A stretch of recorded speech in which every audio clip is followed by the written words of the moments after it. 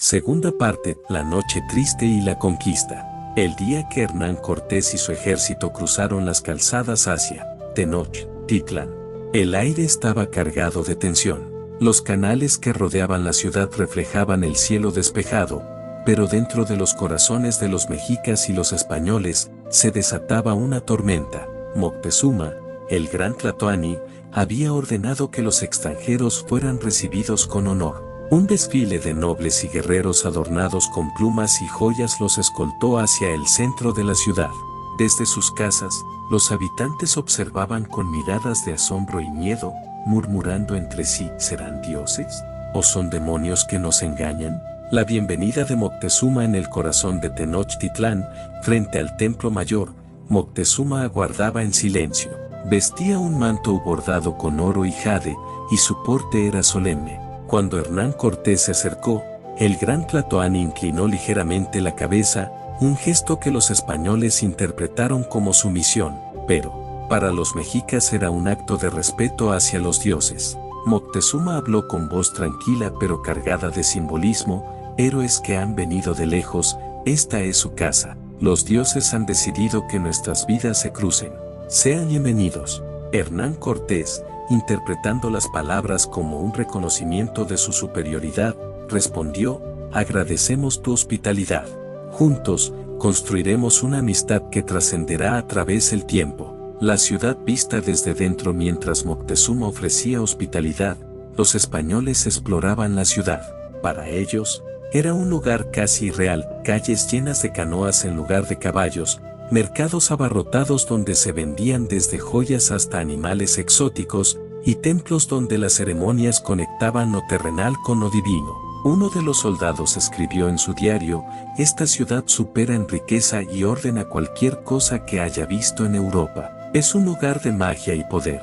Sin embargo, a medida que avanzaban, también comenzaron a notar señales de un sistema que les era ajeno y aterrador.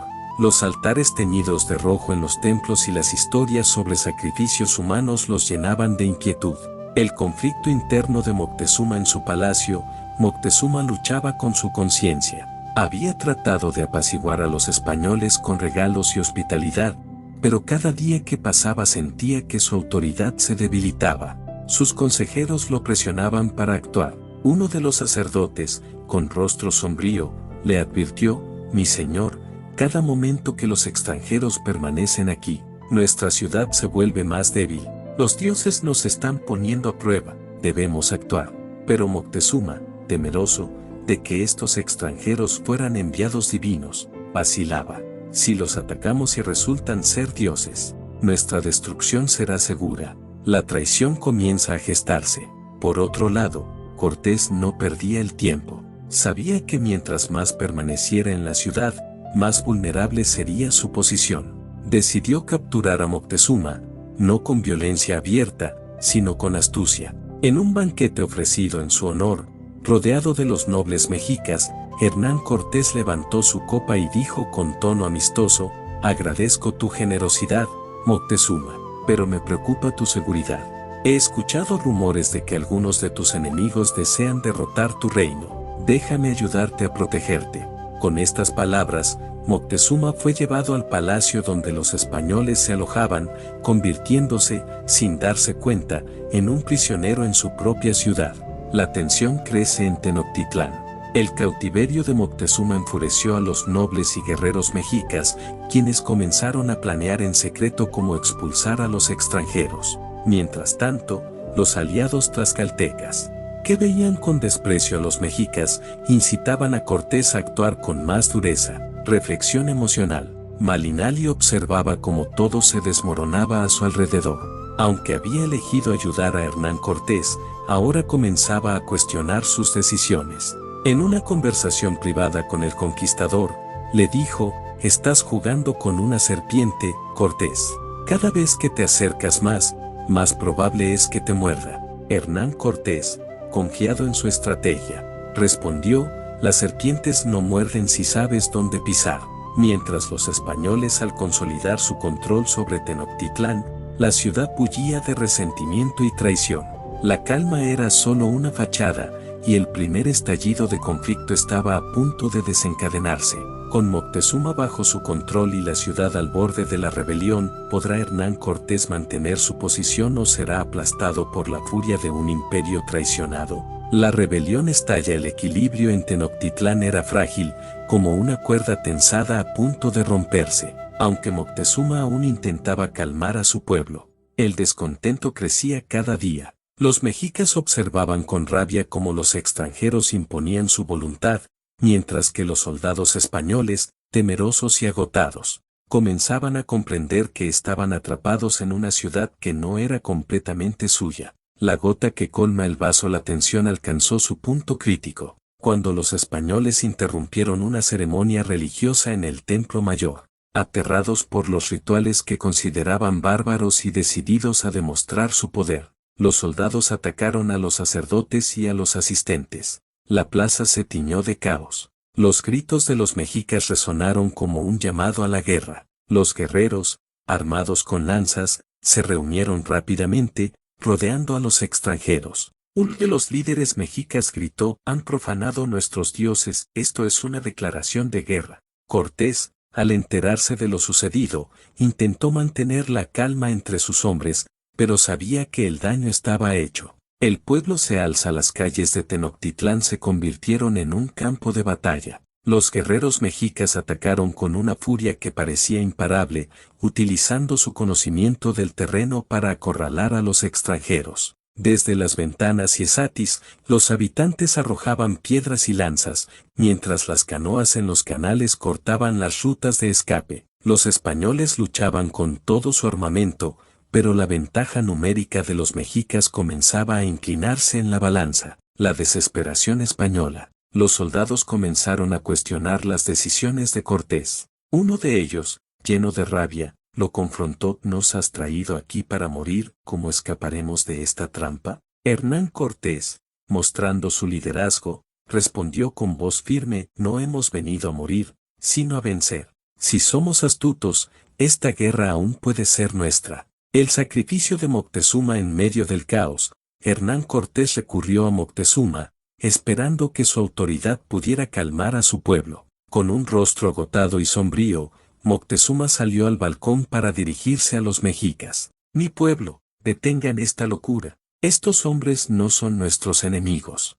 Pero las palabras de Gran Tlatoani cayeron en oídos sordos. Para muchos, Moctezuma ya no era su líder, sino un traidor que había permitido la presencia de los extranjeros. En un acto de furia, alguien lanzó una piedra que golpeó al emperador en la cabeza. Moctezuma cayó al suelo, herido de muerte. Con la muerte de Moctezuma, el control de los españoles se desmoronó por completo. Hernán Cortés, comprendiendo que no podían mantenerse en la ciudad, ordenó la retirada. Durante la noche, los españoles y sus aliados tlaxcaltecas intentaron escapar en silencio por las calzadas, pero los mexicas los estaban esperando. Desde las sombras, los guerreros atacaron con una ferocidad implacable. Las calzadas, estrechas y rodeadas de agua, se convirtieron en trampas mortales. Muchos soldados cayeron al lago, hundidos por el peso del oro que intentaban llevar consigo. Mientras escapaba, Hernán Cortés miró hacia atrás y vio cómo la ciudad ardía en el horizonte. Sus sueños de conquista se desmoronaban ante sus ojos. «Este no es el final», se dijo a sí mismo. «Volveré». El amanecer después de la batalla. Al amanecer, los restos del ejército de Hernán Cortés se reunieron en las afueras de Tenochtitlán. Exhaustos y abatidos, los sobrevivientes lloraban por la pérdida de sus compañeros. Para los tlaxcaltecas, la derrota era un recordatorio de la fuerza del imperio mexica. Sin embargo, en medio de la desolación, Cortés comenzó a planear su regreso. Sabía que necesitaría más hombres, más aliados, y una estrategia más audaz. La noche triste marcó una derrota devastadora para los españoles, pero también fue el inicio de una nueva etapa en su campaña. El retorno y la caída de Tenochtitlán. Tras la devastadora noche triste, Hernán Cortés no se permitió el lujo de la derrota. Con sus fuerzas diezmadas y su reputación cuestionada, se retiró a Tlaxcala, donde sus aliados le ofrecieron refugio. Allí, lejos del alcance inmediato de los mexicas, comenzó a trazar su plan más ambicioso: regresar a Tenochtitlán con un ejército renovado y una estrategia implacable. La alianza se fortalece. Hernán Cortés sabía que no podía enfrentarse al imperio mexica solo. Usando su carisma y su capacidad para manipular las rivalidades locales, convenció a más pueblos indígenas de unirse a su causa. Los tlaxcaltecas, los enemigos más acérrimos de los mexicas, fueron los primeros en renovar su alianza, seguidos de otros grupos que veían en los españoles una oportunidad para acabar con el dominio opresivo de Tenochtitlán. Un líder tlaxcalteca se dirigió a Hernán Cortés con desconfianza: ¿cómo sabemos que no nos traicionarás una vez que tengas el poder? Hernán Cortés respondió con firmeza: mi palabra es mi honor. Juntos acabaremos con la tiranía y construiremos un nuevo mundo. Aunque muchos dudaban, la desesperación por derrocar a los mexicas era más fuerte que sus reservas. La estrategia de asedio: durante meses, Cortés construyó su ejército y diseñó una estrategia que esta vez no dependería de la improvisación. Con la ayuda de sus aliados indígenas, comenzó a rodear Tenochtitlán, cortando sus suministros y debilitando a la ciudad desde afuera. Mientras tanto, dentro de Tenochtitlán, el nuevo líder mexica, Cuauhtémoc, organizaba la defensa. Joven, valiente y decidido, Cuauhtémoc se convirtió en el símbolo de la resistencia mexica. Reflexión interna de Cuauhtémoc: esta ciudad no caerá mientras tenga fuerzas para defenderla. Pelearemos hasta el último aliento. El asalto final: el asedio culminó en un ataque coordinado por agua y tierra. Hernán Cortés, con brincolines construidos para atravesar los canales, logró romper las defensas mexicas. Los combates en las calles fueron brutales y desesperados. Las casas y templos de Tenochtitlán,